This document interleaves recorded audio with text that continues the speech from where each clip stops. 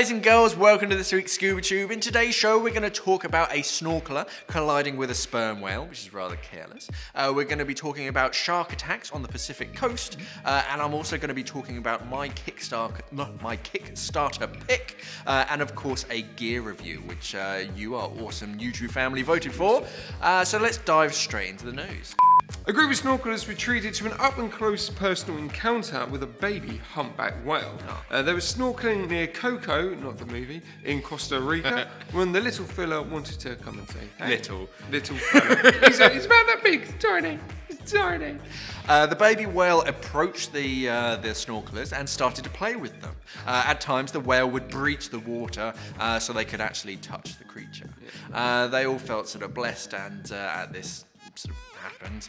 And some of the snorkelers felt that the humpback looked deep into their souls. It was beautiful. It's like a novel.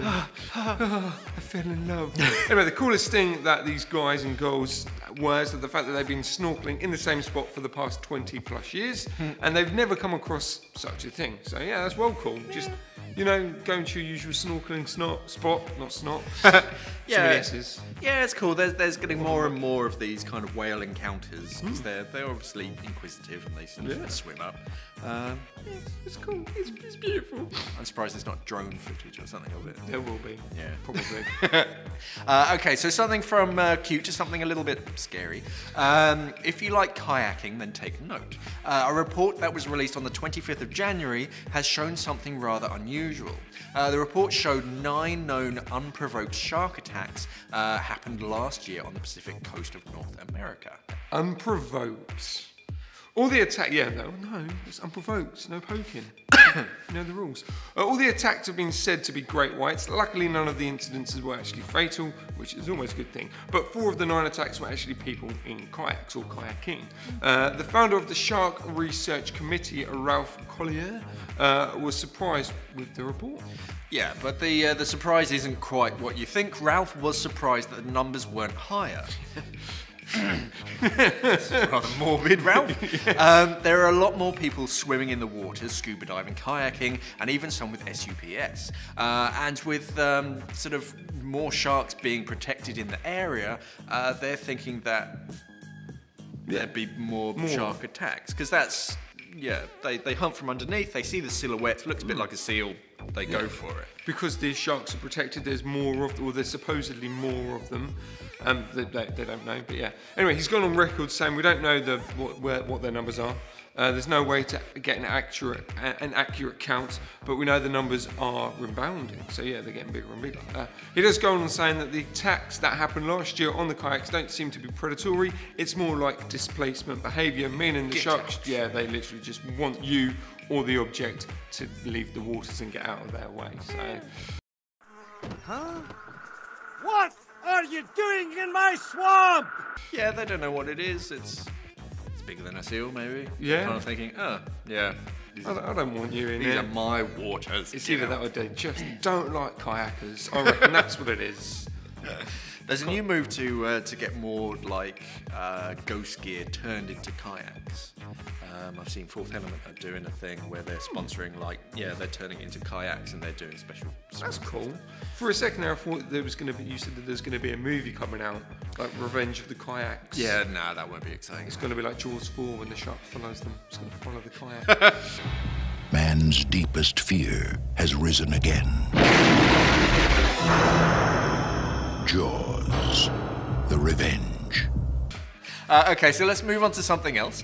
So the votes are in, and they've been counted, with the winning project of 54% of our votes is the Apex XTX 200 regulator. So the Apex XTX is their kind of flagship regulator right now. XTX is an upgraded version of the ATX. The main difference is that you can swap the hose routing of the second stage. Oh, I'm good to swap the hose routing. The FSR, it's not my favourite first stage, to be honest. It's quite big and clunky, which is great for cold water. You want sort of big and clunky, but if you're travelling, it's a bit of a dead weight. Don't travel. I myself, I use XX50s with a DST. DSTs are great first stage because it's got the swivel turret, and you have the option of upgrading it to a 5th port. So that's useful for twins and side mounts. It is a good regulator. You get a nice smooth breathe from it. You get lots of adjustment, especially on the exhaust tee. You actually have 2 options. You can swap them out if you want. Yeah, but would I choose that over an XX50? Probably not, to be honest. Well, you didn't vote for it, so it doesn't matter what you think. Actually, it does. That's the whole point of the segment. On the inside, they're much the same. XX50 does everything that an XX200 does. There might be a minute difference in performance, but I can't tell. Cool. That's great. Yeah. So the votes are now open for another 3 products. The card should have popped up. Obviously, if you're watching this on Facebook, you know what you need to do. Head over to our YouTube channel, hit that subscribe button. Leave Facebook. No, don't leave Facebook. Actually, you should. Maybe if you're on there a bit too much. Anyway, the last story of today's show, we're going to be talking about a video that went viral of a sperm whale colliding with a pesky snorkeler. As you can see, the theme for this week has been snorkelers. Yeah. Lots of snorkeling news. Yeah, so the snorkelers were off the coast of the Portuguese island, or a Portuguese island, I should say, when they were joined by a sperm whale, which is cool. Yeah. You don't see them every day. No. So they'd spent pretty much the whole day exploring the waters and generally just having a great time, as you do. Yeah. But near the end of the day, the group of snorkelers were joined by a female sperm whale. Anyway, 2 divers jumped into the waters to get a close view of her, and that's when she decided to swim right at them. So one of the divers, called Stefano, nearly got hit by the whale itself. Literally, it was centimetres away from hitting him. Literally, it's like, oh look, it's getting a bit closer. And it literally, like, he kind of moved, and it looked like it was tracking him. So she was obviously not very happy. Yeah, you don't want to get in its way, especially that like fluke. Just I love it. You got all the ocean. It's like, no, I'm gonna swim at you. So the whale probably thought that they were going to attack her, maybe. Maybe she had a calf. Maybe. Baby bubs near the water. Yeah, you got something noisy splashing around on the surface. It's just gonna. Yeah. Who knows? So who knows? It's great footage though, and it just proves one thing: don't mess with sperm whales, or anything bigger than you, really. Or anything in the water, because I'm a hobbit. Literally anything in the water. I reckon I could take on a shark. One of the sea monkey, maybe. A little poor beagle. Take that. Anyway, so it's that time again, and this week's Kickstarter project has been picked by Mark. So Mark, what have you got for us this week? It's not Kickstarter, it's Indiegogo. Oh yes, we already ran out on Kickstarter. We didn't run out. We've expanded, haven't we? Yeah, I wanted to move away from Kickstarter, so I'm looking at Indiegogo. And the one that I've chosen is Maui. It's the Thala 2. This is cool. It's basically a heads-up display dive computer. Yeah, it did look pretty cool. So Oceanic brought out their data mask quite a while ago, which is a mask, and then down in the bottom corner you just have a little computer screen. So it's heads up so that you could look at your students, you could look, and then without having to sort of check to see what's going on, it's like right there in your eyesight. So it's very easy. The Thala 2 goes one step further and uses your mask, because the downside of the data mask is it was like an £800 mask. If it didn't fit, then you didn't really have any choice. You'd have to put a bit of super glue on the seal. It will fit. To just adjust it. But the Thala 2 sort of fits to virtually any mask, which is funky. It's different.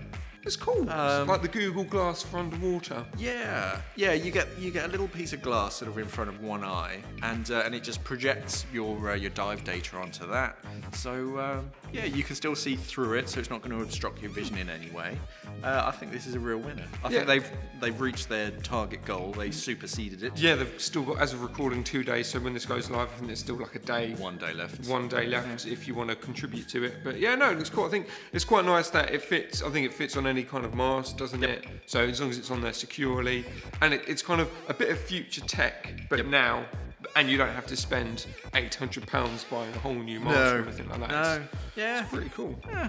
Fun times. You picked well. I can't wait to pick some sort of cylinder-based product for next week, like I always do. So that's it for this week. We hope that you enjoyed the show and that you'll join us next Wednesday for even more ScubaTube. Thanks for watching, guys, and safe diving. Bye. Scared of fish. Another one of my own because I'm just full of stories. One of my students was nervous about starting her first open water dive. When I asked why, she replied that it was too big. What's too big, I ask? The lake. The lake's too big. Huh. You think the lake is too big, I thought. Wait until you see the ocean. Once I calmed her down, she decided to give it a go. I then pointed out some fish in the water to try and entice her in, but she had a terrifying expression and recoiled as she said, "Ugh, I don't like fish."